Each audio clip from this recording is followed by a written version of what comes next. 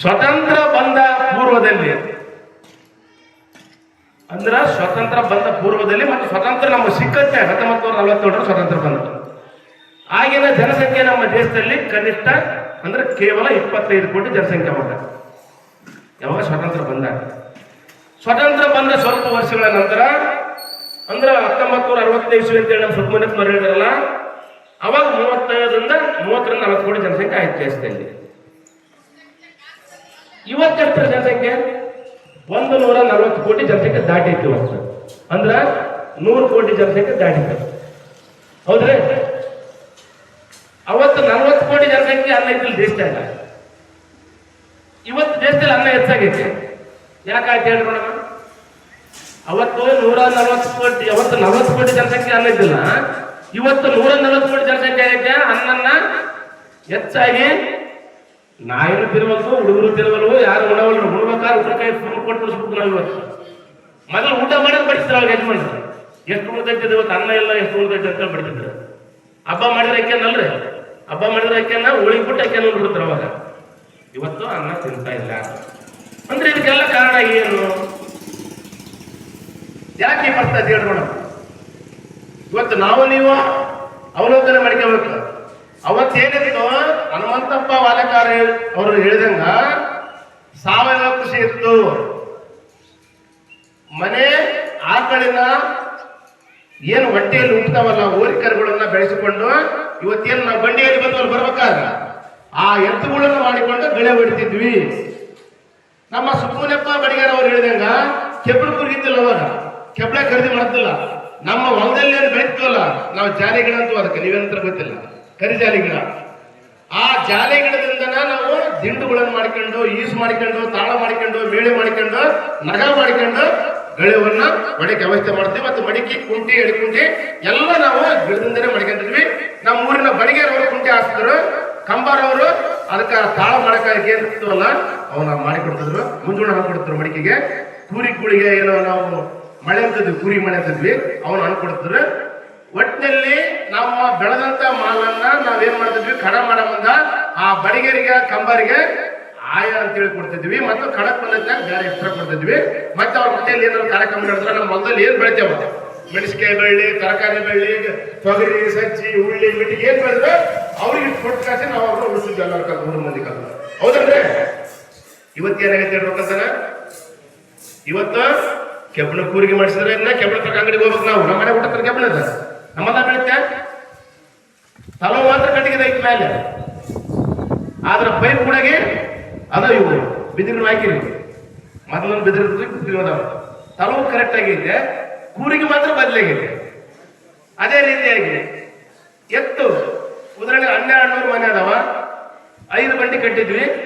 ಭಾಳ ಅಂದ್ರೆ ಒಂದು 100 ಜೊತೆ ಎತ್ತಿರ್ಬೋದು ನನ್ನ ಪ್ರಕಾರ. ಊರ ಬೇಡ 200 ಜೊತೆ ಇರ್ಬೋದ, 200 ಜೊತೆ ಅದಾವ, 100 ಜೊತೆ ಅದಾವ, 100 ಜೊತೆ ಅದಾವ ಅಂತ ಕಾರಣ. ಮತ್ತೆ ದನಗಳು ಕಾಣ್ತಾ ಇಲ್ಲ. ಈ ಏನು ಮೊದಲೇನೋ 20 ದನ 10 ದನ ಆಕಳ ದನಗಳು ಇರ್ತಿದ್ವು, ಎಮ್ಮೆ ದನ ಇರ್ತಿದ್ವು, ಮತ್ತು ಮನೆಯಲ್ಲಿ ಕುರಿ ಮರಿ ಎಲ್ಲ ಸಾಕೊಂಡಿರ್ತಿದ್ರು. ಇವತ್ತು ಅವೆಲ್ಲ ಇಲ್ಲ ಅಂದ್ರೆ ಸಾವಯವ ಕೃಷಿ ಮಾಡಕ್ಕೆ ಹೇಗೆ ಸಾಧ್ಯ? ತಿಪ್ಪಿ ಗೊಬ್ಬರ ಹೆಂಗ್ ಸಿಗ್ತೈತೆ? ಈ ತಿಪ್ಪಿ ಗೊಬ್ಬರ ಹಾಕಿದ್ರ ಈಗಿರ್ತಕ್ಕಂಥ ಏನ್ ನಮ್ಗೆ ಏನ್ ಕೊಟ್ಟಾರಲ್ಲ ಬೀಜಗಳು, ಇವಕ್ಕೆ ಯಾವ ಬೀಜ ಅಂತ ಹೇಳಿದ್ರೆ ನಾವು ಮೊದಲ ಬೀಜ ಬಿತ್ತಿದ್ರೆ ಮಾತ್ರ ತಿಪ್ಪಿ ಗೊಬ್ಬರ ಬೆಳಿತೇವ. ಮೊದಲ ಬೀಜ ಏನ್ ಮಾಡ್ತದವು, ಬಿತ್ತಿ ಮತ್ತೆ ಒಳ್ಳೆ ಬಿತ್ತಿದ್ರೆ ಮತ್ತೆ ಫಲ ಕೊಡ್ತ. ಈಗೇನು ಅಂಗಡಿ ತಂದು ಬಿತ್ತವಲ್ಲ ಬೀಜ, ಇದನ್ನ ನೀವು ಗಣಮ ತರೋದಕ್ಕೆ ಸರ್ಕಾರ ಏನಂತೆ, ಹೈಬ್ರಿಡ್ ತಳಿಯ ಬೀಜಗಳಿಗೆ ಸೆಂಡ ಬೀಜ ಅಂದ್ರೆ ಏನಾಗುತ್ತೆ, ಮಕ್ಕಳಾಗಲ್ಲ ಅಂತ.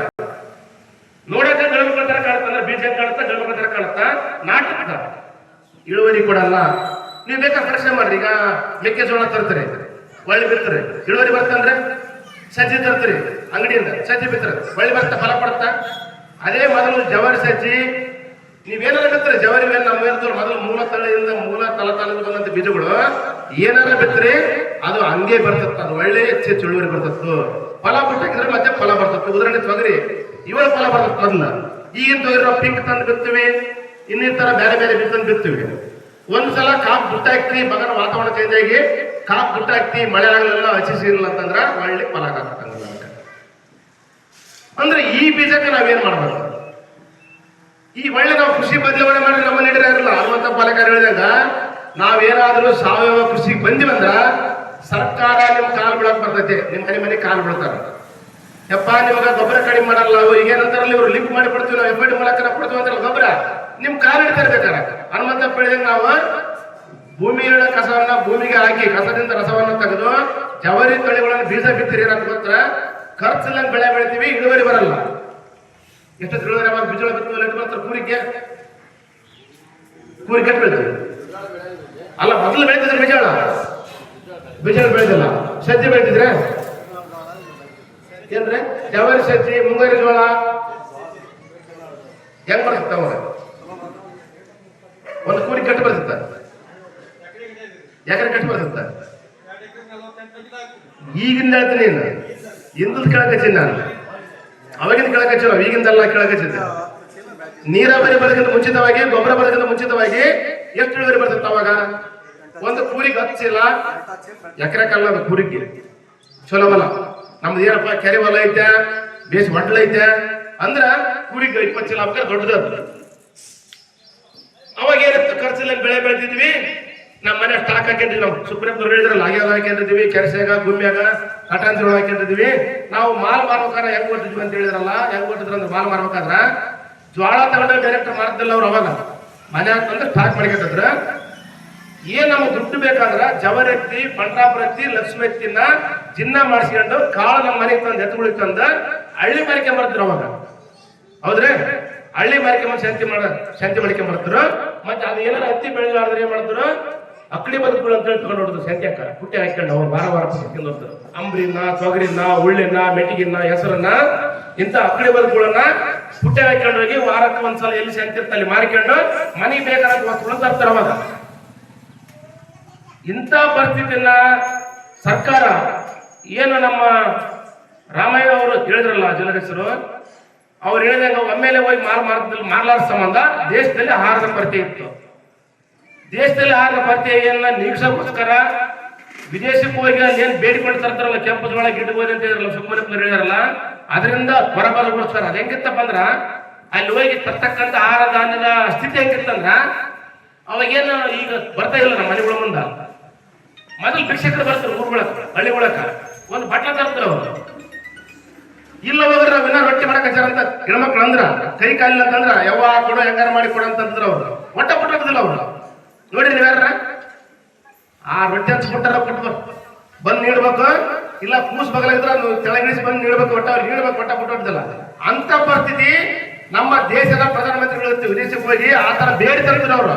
ಅಂದ್ರೆ ಭಿಕ್ಷೆ ಬೇಡಿತಾರ ಅಂತ ಸ್ಥಿತಿ ಒಳಗ ಆಹಾರ ಧಾನ್ಯಗಳನ್ನ ಗಿಡ್ಡು ಗೋಧಿ ಮತ್ತು ಕೆಂಪು ಜೋಳನ್ನ ತಂದು ಅಂತ ಪರಿಸ್ಥಿತಿ ನಿರ್ಮಾಣ ಆಗಿತ್ತಲ್ಲ, ಅದರಿಂದ ಹೊರಗೆ ಬರ್ಬೇಕಂತ ಹೇಳಿ ಏನು ಇವತ್ತು ಆಹಾರದ ಕೊರತೆ ನಿಲ್ಲಿಸಬೇಕು, ನಾವು ಹೋಗಿ ಅಲ್ಲಿ ಬೇಡ್ತಾರ ನಮ್ಮ ನಾಸಿ ಬರಕತ್ತಿದೆ ಅಂತ ಹೇಳಿ 1961ರಲ್ಲಿ ವಿಶ್ವದ ಹಸಿರು ಕ್ರಾಂತಿಯ ಪಿತಾಮಹರಾದ ನಾರ್ಮನ್ ಬೋಲಾರ್ಕರ್ ಅವರನ್ನ ನಮ್ಮ ದೇಶಕ್ಕೆ ಬರಮಾಡಿಕೊಂಡು ನಮ್ಮನ್ನ ಹೆಂಗಾದ್ರೂ ಮಾಡಿ ನೀವು ಪಾರ್ ಮಾಡ್ರಿ, ಆಹಾರದ ಕೊರತೆಗಿಂತ ಪಾರ್ ಮಾಡ್ರಿ ಅಂತೇಳಿ ಅವ್ರನ್ನ ಬೇಡಿಕೊಂಡಾಗ ಅವ್ರು ಹೇಳಿದ್ರು, ಏನ್ ಹೇಳಿದ್ರು, ನಿಮ್ಮ ದೇಶದಲ್ಲಿ ರೈತರು ಚೆನ್ನಾಗಿದಾರ, ಯಾರಿಗೂ ಭೂಮಿಲ್ಲ, ಅವ್ರು ಚೆನ್ನಾಗಿಲ್ಲ, ಮೊದಲು ನೀವು ರೈತರಿಗೆ ದಾರಿ ತಪ್ಪಿಸ್ಬೇಕು ನೋಡು ಅಂತ ಹೇಳಿದ್ರು. ಅವ್ರು ಹೆಂಗ್ ತಪ್ಪಿಸ್ಬೇಕು ದಾರಿನ?